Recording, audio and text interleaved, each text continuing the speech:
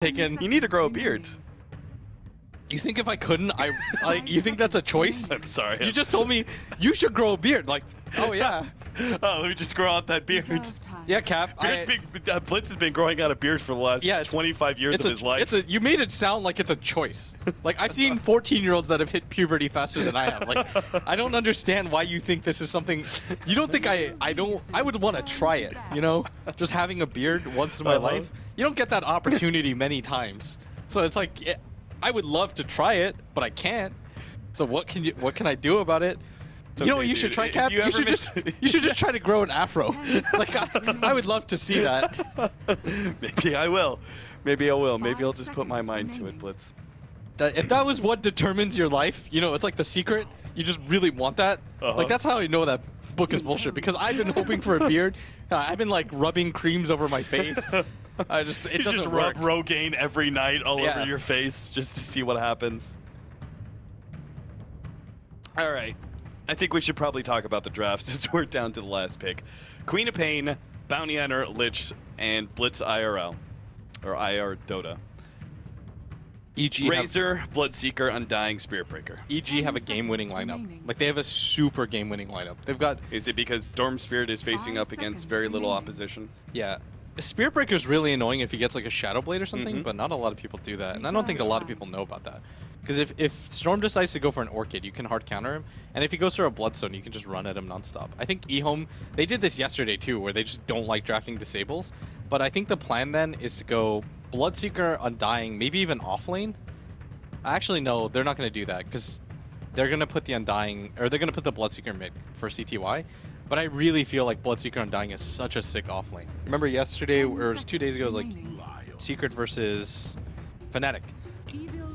But they're probably going to put like Undying plus Spiritbreaker. Yeah, Undying, Spiritbreaker, and then Lion babysitting the Bloodseeker bottom, and then Razor mid, because you don't want the Storm Spirit versus the Bloodseeker. Maybe you dodge them if you're EG, and you send Queen of Pain and Lich to the other lane, and then put Storm Spirit mid, and then you can apply pressure like crazy to the Razor, because Razor plus Lion can't kill Quap plus Lich if they play it correctly.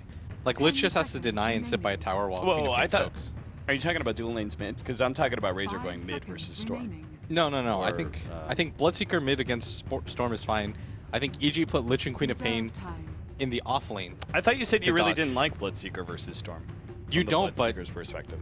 But I mean, CTY might feel confident because he won the matchup earlier. Remember that? That's true. Yeah. So he lost the first matchup, won the second one. Yeah. So I mean, it's clearly something that you can deal with. I mean, the greater issue right now is that Ehome have very little to deal with, both the Storm and the Queen of Pain. Because that's what you have to think about, right? Is like, if you use all your disables on the Storm, then the Queen of Pain runs free, and you're okay with that. Then you can build like Resolution did and just go like Bloodstone, Orchid, Shivas, and self-sacrifice and hope you get disabled so your Queen of Pain can just dish out damage. But you know the funny thing, like the weirdest thing about the Bloodseeker mid is that he is, especially in this matchup, Bloodseeker Storm Spirit, he's incredibly dependent on his side lanes actually being aggressive and forcing fights. Because if they can manage to bring heroes low, then Bloodseeker just runs at Storm Spirit. You know, can actually maybe pick up the kill and win that lane. I think that's why EG picked the way they did, though, right? They picked incredibly defensive heroes. Yeah. So, like, Universe is going to be playing Sand King. They've got a Lich who shouldn't take any damage. Same with Queen of Pain. Bounty Hunter's just not going to be on the map, and so you've got heroes that aren't going to be pressured too much. I don't know. I really think they should put the Sand King in the safe lane, and then Queen of Pain, Lich off lane, and then Bounty Hunter roam, and then hope that Storm does okay mid. And a Storm is okay against a Razor and a Bloodseeker. To be honest, you can beat the Razor. Yeah. Maybe beat is the wrong term. Just like go but even. You just survive, get a decent amount of CS. Yeah, exactly. Like, you can survive against that lane, no problem. It's not an issue. Okay, well, we'll see how the lanes phase. What do you think about the Lich specifically from Evil Genius? I think it's a good hero against Spiritbreaker, for one, because it slows you quite a lot. The armor is pretty good against the slow-hitting physical damage of Ehome. Like, I think the Frost armor is actually going to be especially good this game. And if you look at Ehome's lineup, actually, they don't have the best tower aggressors. Like, EG can just hold on forever by just baiting them into getting further and further, and then Universe, if he gets a Blink Dagger, there's just the potential for absolute chaos there. And so I really like EG's lineup. And I'm not just saying that because I think they'll win this game, but I think their lineup is really well balanced, and I expect Sumail to have a good game. Like, if Sumail has a good game here, then EG, they should be able to snowball off of this. Because look at Ehome's draft. Like, they have really greedy supports. Lion is a hero that has to get a Blink Dagger to succeed against a Storm Spirit, and it looks like he's going to have to play a 5-position Lion to begin with. Want to welcome everybody in from the stream now, who's now tuning in to our commentary. I'm sure the beautiful panel that we have, the beautiful people there, gave some very professional analysis on the draft. Blitz and I had a much more fun time during our draft, but if you want the real talk, it does end up exactly what you were talking about. What's the real talk, Blitz? If you want the real talk, just listen to our draft analysis. Yes, if you want the real talk, if you ever want to hear Blitz and I, just listen to us during the drafting phase when we're on the mainstream. Yeah, we do some clown stuff, but all right, so EG, okay, I think that you put PPD in the off, regardless of what happens. I guess Fear is better suited for top, just because he has Blink, right? And there's no reliable stun from Ehome, but he's still going to struggle in this matchup. Like, Undying is just such an annoyingly powerful hero. Yeah, and it's just the danger of the Spirit Breaker. Like, even if you blink away, if he's charging you, like, he's going to be able to charge you underneath that tower. So you really got to be careful with the constant harassment of the Undying, and as he brings you lower and lower, Spirit Breaker just may make that full committal. And it's not like tower is even that much of a savior, because Spirit Breaker has such high effective HP versus physical damage.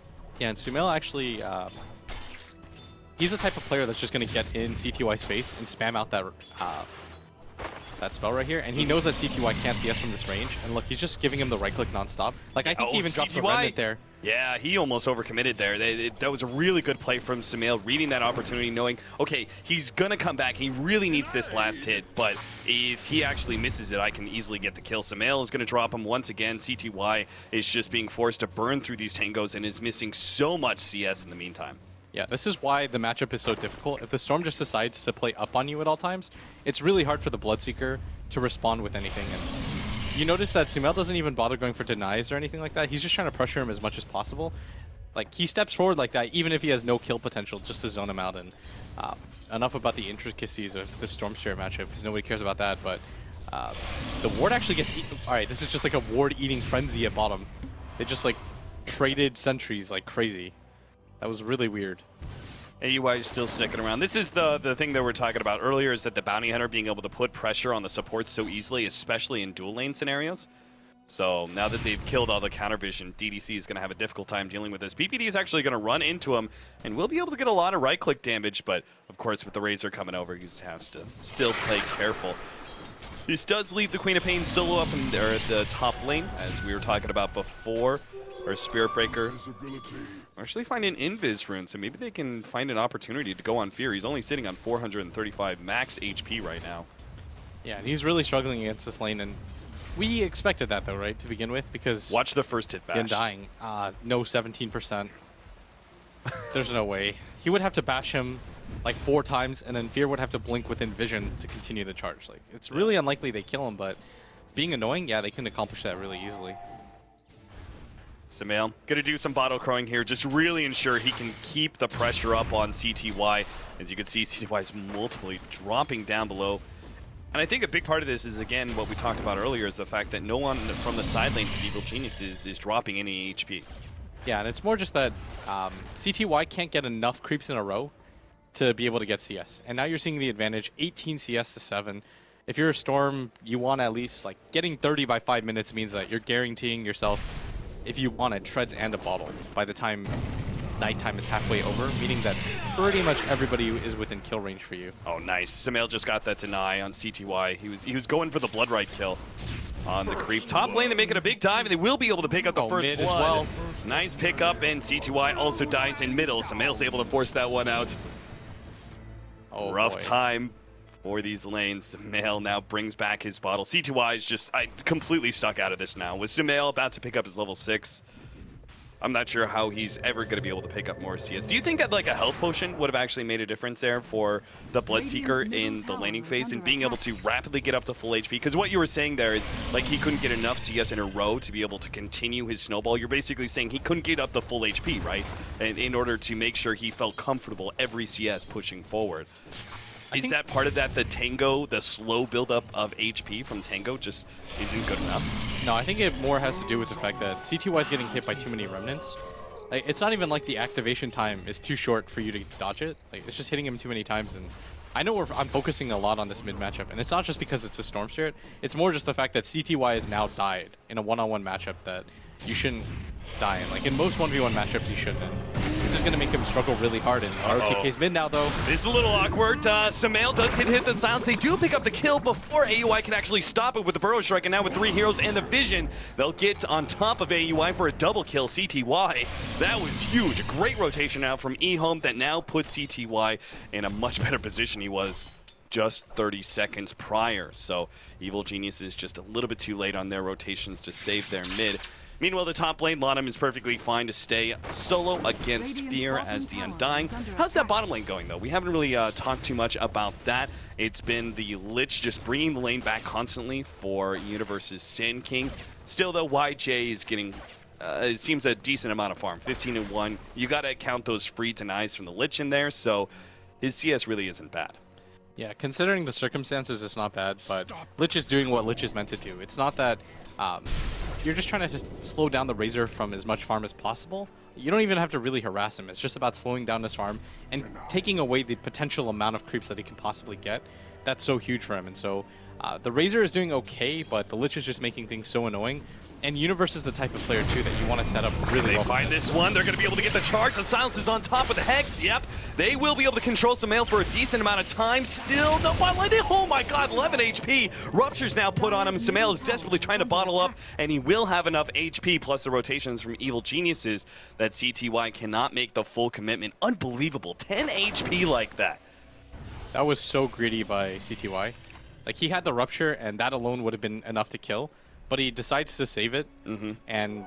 Oh, you're talking about with the pushback from the Spirit Breaker, right? Yeah, if he just casts the Rupture at the same time as the Blood Right, then they guarantee the kill, like almost no matter what.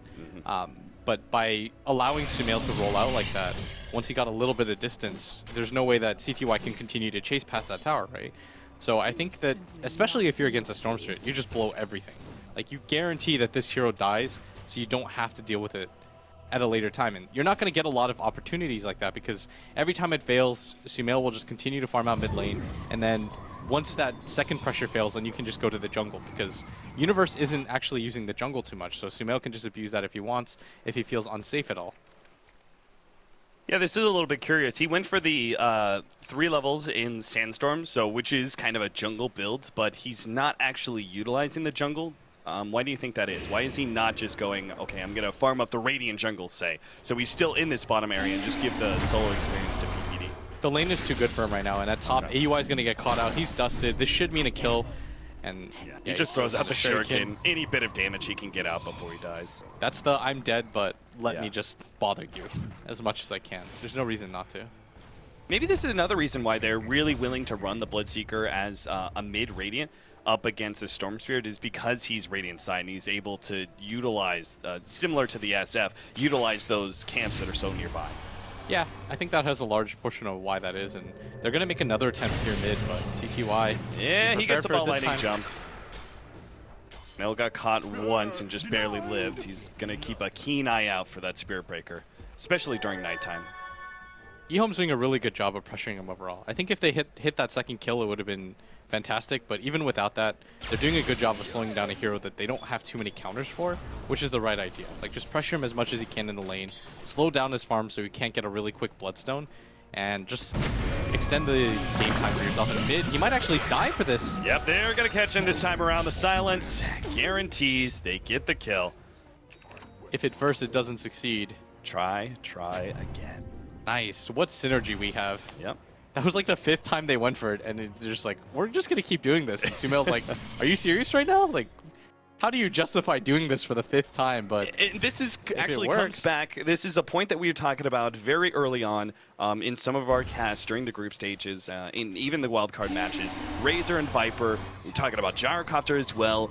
core heroes that are able to sit alone in their lane because they're either just tanky enough or they put enough offensive pressure on the offlane or whatever it is, right? They're willing to group 3 different heroes there in middle because why the hell not? RTK is going to be dropping low here as EG do make a big rotation out. Now RTK will go down for the last couple right clicks, but at the same time, CTY comes in with a rupture. Sand King actually had to TP out because he was too low. Samael still has a lot of mana though, and it's actually going to make the commitment for the Razor, but there goes the heal out from Lana, but the damage from Fear is still enough. Now Samael is running out of mana, but he's still healthy enough to be able to battle up against CTY. Looks like Lana will be able to get the kill on Samael to start things off. The Tombstone is just too big. In fact, if anything, AUI is going to be caught as well as DDDC comes in from the side with a Hex. And that actually turns out to be a fight that I think Ehome won. It's really close. It was a 3-for-3. No, Evil Geniuses actually came out on top with golden experience. Yeah, but it was still, I mean, that was perfect play by Ehome and salvaging that, because that could have been 10 times worse. Like the Queen of Pain comes in by Fear, perfect Sonic Wave, hits everything in its path, but then the Undying's there to get the putback kill onto the Storm Spirit, so you're just trying to slow down the Storm Spirit even more. And even with Fear getting those kills, it's not like his farm is insane. Like, all he has is the treads right now, and so Ehome is just doing a good job of minimizing the damage as much as possible. And I mean, Ehome, they're doing a good job right now. They are leading in net worth, but that could all change since Universe has some jungle stacks to go to, and now that he realizes the danger that bottom lane was just in, I think he's just going to be content to farm the jungle now. Like before, lane was going absolutely fantastic, so he can just sit in the middle of the lane in Sandstorm, but in this type of position where it's worth it to make those rotations by Ehome, then he should move out. You could see at level 7 he now goes for the epicenter because he is so close to his Blink Dagger. The first reveal of that Blink Dagger, who's your best option? Is it Bloodseeker? Yeah, I think you go for wherever the Bloodseeker is. Going for the... Showing it off for the first time and just grabbing a support probably isn't worth it. The thing is, we see CTY do this every single time. Like, he just immediately goes to the jungle whenever he falls back whatsoever and just makes quick use of this. Because Bloodseeker with treads and a Quelling Blade jungles so quickly. And we actually see this as well, is that Ehome decided to go for the smoke. They're trying to set up for somebody in mid because they anticipate Sumail coming in. And that's why you see the Lion and the Bloodseeker being the ones to smoke up and not anybody else. And YJ's going to push this in, and Sumail has no idea. He's got a pre-jump for this one. Hex already catching him out with the silence on top. It's just a simple 1-2 combination. The Hex into the Bloodbright that kind of guarantees the kill on the Storm Spirit. All that extra damage and control is just excess from Ehome. So Evil Geniuses, they're going to need a lot more rotations if they want to keep this Tier 1 tower ahead, as we're talking about it just last series. Oh, they've got a blink and a smoke on Universe. This could be what turns it around for them here in mid. Sumail's going to respawn soon too. Here comes the epicenter, going straight for CTY with the double burrow strike. Sonic Wave over the top. PPD drops the Chain Frost as well, which bounces over to the Ranger. You couldn't ask for better luck there. ROTK controls Fear a bit. They do manage to get the Finger of Death to kill AUI. PPD run down by zombies perhaps. Needs some help from Universe. He will survive in the end. A 3-for-1. Make that maybe 4. Yes, Samael jumps in as the Storm Spirit to catch Lana at the tail end of the fight. EG are a type of lineup where if one person doesn't succeed, somebody does. In this case, Ehome did such a good job of shutting out Sumail with the constant gank pressure that it was up to Fear. But then Fear got dual lane to top, so he was having such a hard time. And then so it's Universe, who comes in with the Blink Dagger. I mean, I thought he was just going to get one kill with the initial reveal, but with that smoke, EG demonstrate that they're willing to take a 4v5 fight as long as they have the positioning advantage. And that Lich Chain Frost bounce was so fortuitous. The fact that it went over to the Razor that had like 300 HP. Right. That was the dream fight for EG. The stars just aligned for them to be able to take that one. At the same time, I feel like that was a lot on Ehome, just strategy-wise. That was a poor idea. I mean, they should know the Universe is getting close to his Blink Dagger to start with, but they also didn't have the mech out from the Undying yet.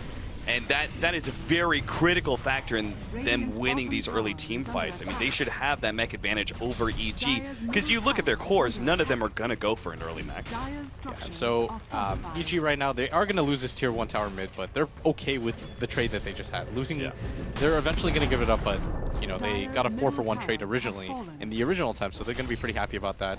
It does mean that Lan M is going to grab his mech, but I mean, Ehome's in a really weird situation because they can't let that happen again.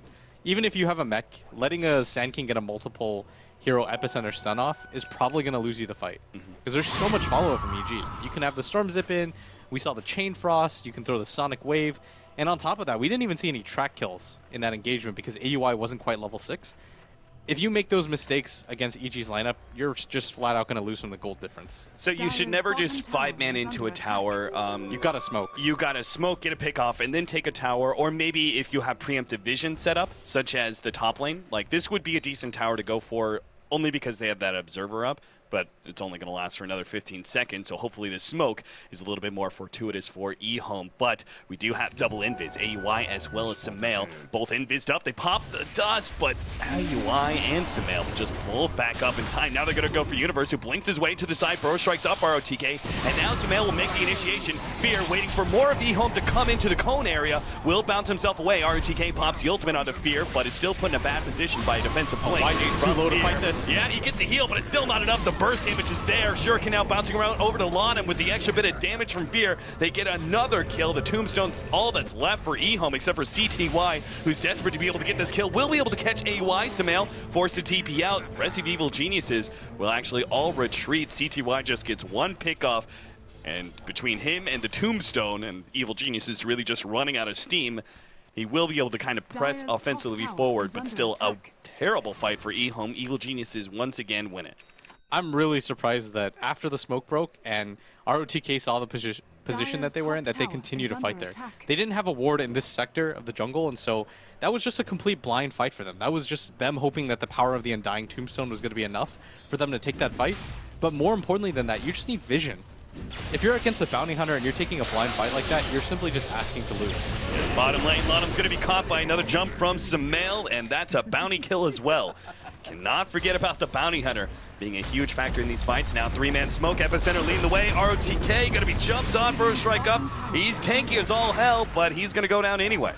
Evil Geniuses just finding pickoff after pickoff, and Snowball is a-rolling at 15 minutes. It's funny because just like even 8 minutes, 9-minute marker, things were looking really good for Ehome. Oh yeah, they were doing so well. After they were starting to pressure that tower down, they had gotten a lot of kills, and I mean, EG were struggling, but Sumail, all of a sudden, he's almost got the Bloodstone, but I mean, I just want to highlight, them as a unit are moving around so well. Sumail opening up that bottom lane, being able to get that kill with AUI. At the same time, EG make the simultaneous move on mid, giving Ehome had no time to respond. And at bottom again, DDC is going to go down. This is another track kill. And now they're well set up to be able to take this tier 1 tower as well, or maybe at least control it a bit. Ehome, they're already aggressively pushing forward with the Razor up at the top lane, who does seem to be going for an SNY build, starting out with the Yasha. We've talked about Razor builds before, you and I.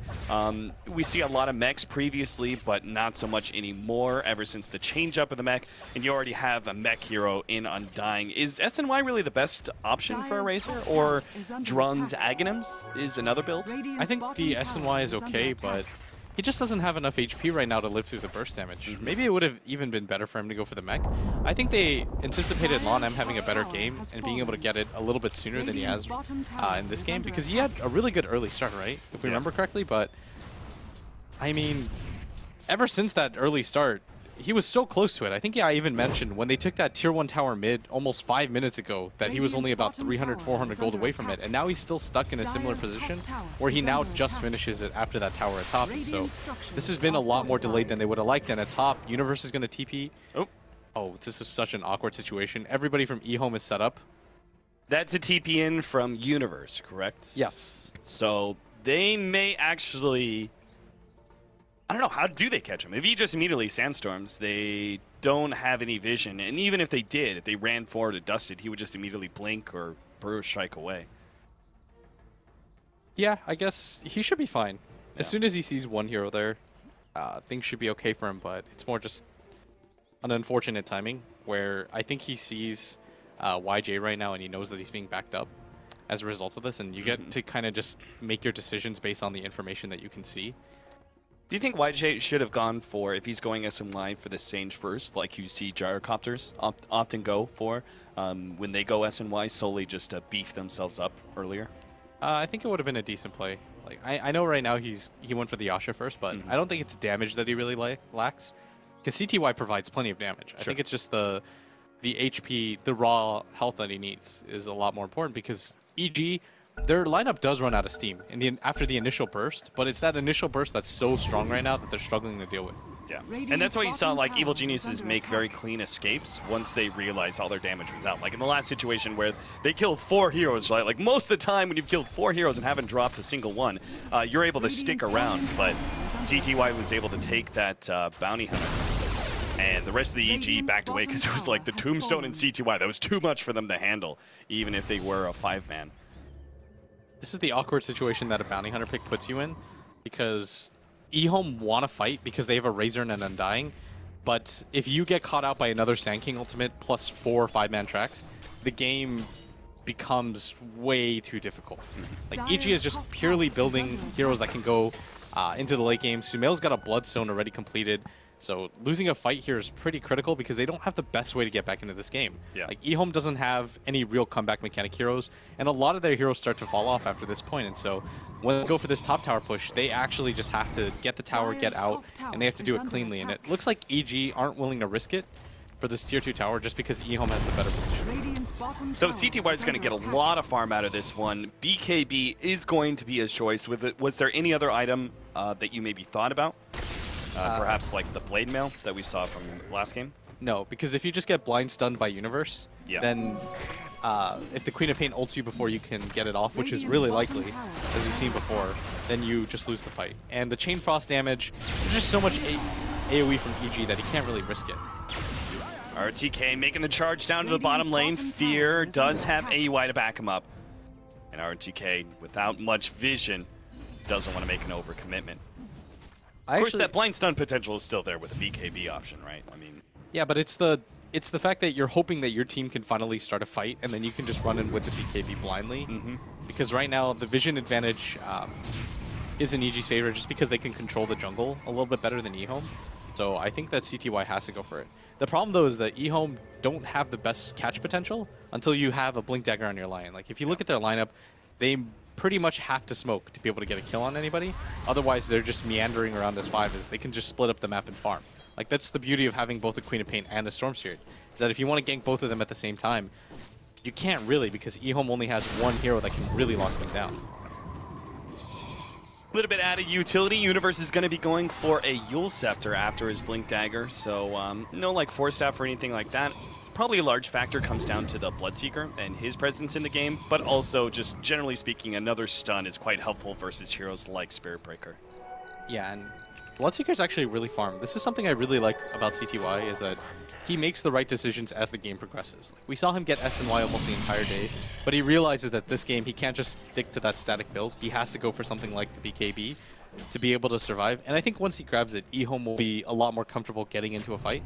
Like, if anything, I think they should get into a fight, because he's really their only flash farming carry. Like, Razor doesn't get that much stronger because he relies on being able to get towers and force heroes to go on him. CG, they want to try and jump CTY in this middle lane. Lanham is sitting behind, I mean, the whole entire team is sitting behind CTY because they know very strong chance. Both bottom and top lane are pushing. It's fairly obvious Evil Geniuses have got to be hanging around that middle lane. They don't really have a Roche-taking team, so there's no other option but mid. Yeah, and it's so scary right now for Ehome because they don't really know what they can really get away with, because if EG decide to 5-man smoke, then they could just straight up lose the game. So they have to be really careful, and to their credit, they're doing a really good job. Like, no one's being picked off anymore. They're playing 5-man Dota. The problem with playing 5-man Dota like this is eventually you do get out-farmed. Like, we saw it in the Seeker versus Fnatic game, right? It's not so much that the kills are overwhelmingly different, it's that one team is farming out 3 different lanes and their own jungle and your jungle, whereas you're grouped up behind a Bloodseeker because you're afraid he's going to get initiated on. Fear casually just dropping the ultimate because he does have quite the early Aghanim Scepter. DDC is going to try and farm up. Do you go Glimmer Cape first in this situation, or do you still try and go for the Blink Dagger? I think you still go for the Blink. I think the bigger thing right now is they have to just smoke up and look for a fight. I've been saying it all tournament. If you're not waiting for another item, you know, you should just look for the fight because you're going to get out-farmed. So if you're Ehome right now, you've got the BKB. That was probably the biggest item that you could have completed, right? On your heroes. Right. YJ's about to get his S&Y. He's actually got it. I think he's going BKB now. Okay, he should switch, I think. Yeah. But so maybe that's what they decided to wait on. Yeah, but as that stands, they have to look for the fight after the BKB because they're just losing too much ground right now. Yeah, you can already see it beginning to steadily climb. Net worth and experience are dropping lower and lower in just a very even pace because Evil Geniuses have just spread themselves around the map, farming efficiently. Yeah, I'm not Storm Spirit biased, EG biased at all this game. I think Ehome played a really good early game, but this is just what happens when a team takes map control. Oh, CTY might get initiated on once they CTY. Universe is going to lead the jump. Samael follows it up. They burst him down so quickly. This is a problem with Bloodseeker. Just so squishy, especially when he's sitting with that Blood Rage now. RTK is going to be jumped on. He's got the bounty to give the extra movement speed for Evil Geniuses to catch up, but it's still a Spirit Breaker. He's super tanky. Universe starts moving his way forward. He's going to make that jump. Sure enough, they're going to try and pop. RTK, DDC faking out. Will be able to go for the Hex. Great Sonic Wave there, but CTY is back, and he's going to try and take out Samael first. They managed to lock him down, but a Bloodstone Suicide just at the tail end of that death. YJ runs forward. Fear now trying to go for him. Universe from the back. Come in from the side. Universe. Oh, he gets stunned. Oh no, he got bashed up at the tail end of that one. No epicenter. The damage is almost there, but a Sandstorm is still not enough. They stun him up. Finger of Death goes in as well. AUI hoping to be able to get in shuriken range, but that's not going to happen. CTY wants some more, but Evil Geniuses are healthy enough. He won't be able to pursue. That was such a potential turnaround there with Universe channeling that epicenter. If Spirit Breaker did not manage to charge essentially through him because Fear defensively blinked backwards. I mean, that was just happy fortune for Ehome, essentially. Yeah, that fight could have been a lot worse. Like, Universe waited in this area this entire time because he knew they forgot about him, and all it took was that Spirit Breaker running through to be able to get that. Samael. Calm down there. Good fight though by Ehome. Like, they stabilize for sure. Like, a lot of it, things fell their way like, pretty perfectly that the Spirit Breaker manages to catch him. But still, yeah, you're not going to complain. A wand fight is a wand fight, and so 2 for 1 in a situation like this, definitely worth it. And you're completely right. YJ's going for the BKB, and I think at that point, Ehome say enough is enough. We're not going to get picked off. We're not going to let you dictate the pace of the game. We're going to start to get on the aggressive, and that's the item that they choose to wait for.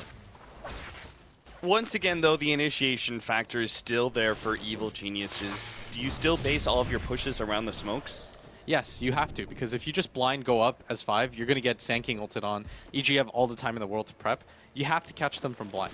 It's not even that Sumail's that tanky. He's got a Bloodstone. He's going to go for the Orchid, nothing like a BKB or a Lincoln. So killing him, you have the potential to do it. You just need to be tanky enough to live throughout the fights. It's going to be another BKB probably coming from ROTK, but he's going to need a lot more time to farm, especially since it's a Spirit Breaker. He's not known to be a particularly flashy farmer. Ehome is still in a pretty comfortable position despite what we were talking about earlier, because they know that EG can't really do the Roshan too early until they get probably a little bit more of an advantage. Right. They don't have the best right clickers, and so Ehome knows that if EG go for the Roshan, it's kind of unlikely. Maybe after a wand fight or something like that, but risking it before that point isn't worth it. So it's easy for them to kind of hold pace, because EG aren't taking any more objectives. You're getting out farmed, but it's not monstrous. It's just an overtime kind of thing. And so if the Razor picks up his BKB at a reasonable timing, which he's going to be really happy. And I mean, we haven't even mentioned how big of a monster CTY is when it comes to farm. Like, despite Sumail being able to farm out the entire map, he's keeping it close. Yeah, it looks like he's going back for an SNY, which you've seen multiple times, unless he wants to go for the Manta versus the Orchid. Just out of the factor, like, he can then hold on to his BKB for better scenarios. I think there's too much AoE from Evil Geniuses for him to be able to do that. Okay. Like, they've got That's a good point, yeah. If you channel the Epicenter and hit, the Manta illusions almost die instantly. So I don't... So SNY, just more stats build. Yeah, exactly. You just want to be able to tank the initial wave, is what it is. If you can't afford to just go for the straight Scotty, if you get initiated on... Oh, don't tell me. What's the point of having a BKB? Don't tell me they're going to go for a smoke. This is a ward placed by Evil Geniuses not so long ago. AUI, I believe, was the one who planted it. And they're sitting in this area like they've got a counter ward. They're feeling like, okay, yeah, we're good to be able to smoke up in this area, but... There's the BKB on the Razor. Yeah. They're going to feel pretty confident now, but at top, this is an overcommitment, I think. Forward Fear. They have Universe sitting on the side. He does have his ultimate. He's actually trying to make an interception here. Fear is silenced up. He's going to go for the CB up, but there's the 17%. Fear falls. Orchid now complete on Samael, but they've lost their other intelligence core. Yeah, I actually thought more. Oh, CTY just pops the BKB. And what was that play from AUI? He actually showed himself popping out near the tier 1 tower. Yeah. I thought EG was going to be prepared for that, but good play by Ehome. Like, they read the situation perfectly. They knew that it was very unlikely that Sumail could get there and get into that fight to begin with. And CTY unfortunately popped his BKB, and that's now down to 8 seconds. So if you're a fan of Ehome right now, that's got to sting a little bit, but 8 seconds is enough right now. Like, once it gets down to 5, it's going to be a little bit brutal. It just means that you have to win the next fight. Yeah, let's talk about like late game interactions here a little bit. Do you give Evil Geniuses the late game advantage just because of the initiation and mobility once again? I think I've talked about it before, and Storm's got a lot of counters, but Bloodseeker's not one of them. Like, Bloodseeker can't keep up with the Storm Sphere while it kills your entire team. Ehome just don't have enough heroes that can catch the mobility of Evil Geniuses. You've got 3 heroes that can almost instantly get out in Universe, Sumail, and Fear, and so once that happens, Ehome is going to have to rely on ROTK just going insane. He's got to bash pretty much every single hit to be able to catch everybody from EG. I played plenty of Storm versus Bloodseeker games, and especially in this meta, and Bloodseeker just can't keep up. And that BKB, which you said is such a big factor, like 8 seconds is good for now, but later on 5 seconds, like what happens if they just kite him around for 5 seconds and then turn on him? Yeah, exactly. So EG, they've got a DD on their Storm Sphere, so they might feel comfortable. They don't know he's coming, actually. Yeah, he's got the Glimmer Cape. If he gets a double stun, but Sumail's already jumped out with a double man Burrow Strike with Sonic Wave over the top. There goes one, already down and out. The Undying is dead, and so too does Fall the Lion. YJ tries to steal some of the damage, but he's going to run out of his BKB soon. 17% onto Sumail. The ultimate being popped as well. YJ dropping lower and lower, but they need a couple more right clicks. No! Now the Epizerker comes onto ROTK. They're going to be able to finish him off as well. CTY is desperate to get some cleanup here. They've already bought back on the Undying, but Evil Geniuses are just kiting around CTY forever. EG now going to jump forward once again. First strike on Alanum, throws out the Tombstone, tries to heal himself as much as possible, but with 3 heroes surrounding him, he'll just eventually be right-clicked down, and CTY is forced back to his base. Simply can't help out his allies. That was maybe a little bit too optimistic to send your heroes in like that. I think if the Lion actually lived in the beginning of that fight, they could have popped Sumail a lot sooner and maybe even win that fight or at least get away with a better trade than they did, but they gave up so many track kills. Sumail even managed to get the deny off, and EG don't even lose anything really for that fight. And this is going to mean an Aegis for them at the same time. You've blown the buyback on the Undying. CTY didn't really get away with anything, so it's not like he's going to be able to snowball as a result of that fight. Sumail's about to pick up an Aegis, and Storm might just be the best Aegis carrier in Dota. Oh yeah, I mean, I think there's very little question about who can really beat out a Storm Spirit. It's just so versatile with the Aegis. Jumping in, committing to a kill on a support, and not really caring what happens after that. But Ehome conceivably could have won that fight. Yeah, that's what I still like to see. If Lion had just like run, I think like you saw the Lion actually ran backwards. Yeah, for a second while he's in. If he just YOLO'd on in, he could have gotten the 2-man stun to set up the whole entire thing. Yeah, that would have. I think that might have actually turned the fight for them and made it so they could have won that. Oh, CTY actually does opt to go for the Manta style, by the way, which I don't know if. Yeah, I was kind of with you on your analysis of that one. I mean, the feels like there's just too much AoE from EG between the Epicenter and the Sonic Wave. Yeah, I would have preferred for him to just go for the stats. If you pop Manta at full HP, it's probably not bad. But if you're Orchided and you take a lot of damage and then you pop Manta and your illusions come out with 300-400 HP, it probably doesn't make that much of a difference for EG to be able to select which one is you. Ehome is just continuing to farm out. They don't want to get into a fight with the Aegis. I think the better thing to do right now is EG is going to go for the smoke most likely to push their advantage, but Ehome is just waiting for the Aegis to fade out, and then with a minute left they want to try to get aggressive, but EG is just not going to allow that to happen. 4-man smoke up. EG waiting for that perfect initiation. CTY's in the background too. That would be the perfect hero to go. Universe is smoked his pop. Blinks forward to the side there. Doesn't quite find anybody. EG. Okay, they've seen the first one. RTK, that's not really the hero they wanted to go for first. Good Sonic Wave. Samael actually jumps for DDC in the back, but now he gets hexed up. He actually is going to be caught here, but that's just the Aegis. And BKBs are going to be running out soon. That's why YJ runs forward with the Plasma Field. Starts trying to intercept Universe while the rest of the team focuses on going on Samael, but he's actually been saved by the Glimmer Cave. Here comes that epicenter. CTY's going to be the target, easily bursting down. The rest of the team going for Fear, though. Samael jumps over, finishes off Lanham. Fear managed to make the blink away on top of that one. Samael right in the middle of all these heroes, but he's got enough mana to be able to make a long jump out. Now the Universe comes back into play. ROTK starts going for him on the left-hand side. RTK starts going for Samael, but can't quite get him. Now intercepted by the Shuriken. And it looks like everyone else from Evil Genius has actually managed to get out. They lose 2, and all EG dropped with that Aegis. If they had vision in that fight for Sumail when he got Glimmer Cape by PPD, they would have won that fight. Yep. They would have killed Sumail right there, and they could have continued to go for the chase. And oh, wow. Sumail's going to get a free kill. Yeah. He might actually go down, though. He's only got a little bit more mana left. Last bit of ball lightning jump, but he gets caught off the tail end of the impale. So that one exchange, the very hand exchange from him for ROTK is not worth it, but the big picture-wise, Evil Genius has definitely won that fight. Oh man, I feel so bad for Ehome because that's 2 fights in a row that just, if things broke their way a little bit better, they could have won. Yeah, if they just had counter vision. I mean, that was such a good plan. Like YJ basically utilizing the last couple of seconds of BKB and his natural tankiness runs towards the rest of the team, especially Universe, right? Like he's trying to address Universe, trying to make sure that that guy does not get off a good epicenter, and the rest of his team just centers on the Storm Spirit. That was such a smart plan. In the middle of such a hectic team fight like that, they immediately made the right call. It's just the prep wasn't there. They didn't have the counter vision. If you look at EG's lineup, they don't actually have physical damage. Like the Storm Spirit is probably their best physical damage dealer. Fear's gone for the Aghanim Scepter into the Lincolns, a pretty defensive build that heavily centers around his ultimate. Sumail's going to go for the Shivas, no Hex or anything like that.